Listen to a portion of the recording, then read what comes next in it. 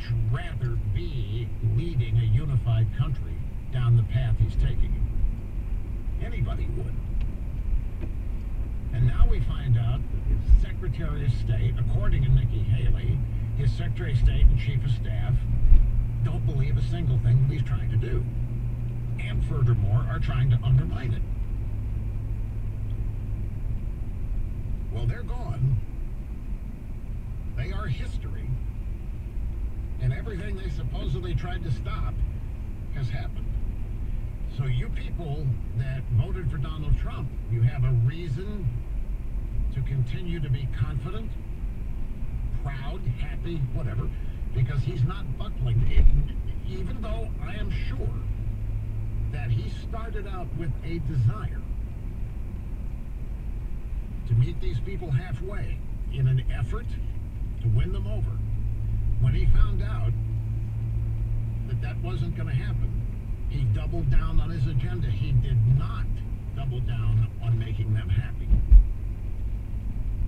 That is contrary to how every other Republican we can think of has operated. Every other Republican we can think of has sought to defang critics. The media, Democrats, have sought to get along with them. And not Trump.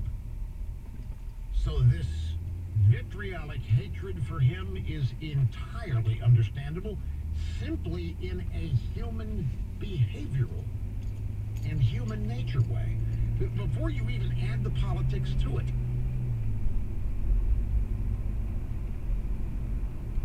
Then when you add the politics to the hatred, it just doubles and triples and intensifies.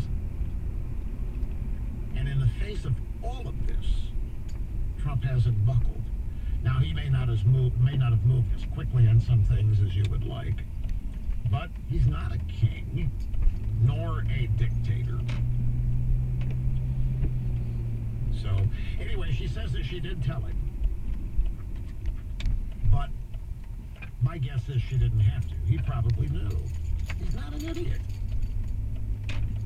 And I'm sure these two guys, Tillerson, who is denying it, by the way, and Kelly, they're not the only ones. The entire national security apparatus, H.R. McMaster, everybody was in there trying to undermine Trump. Oh,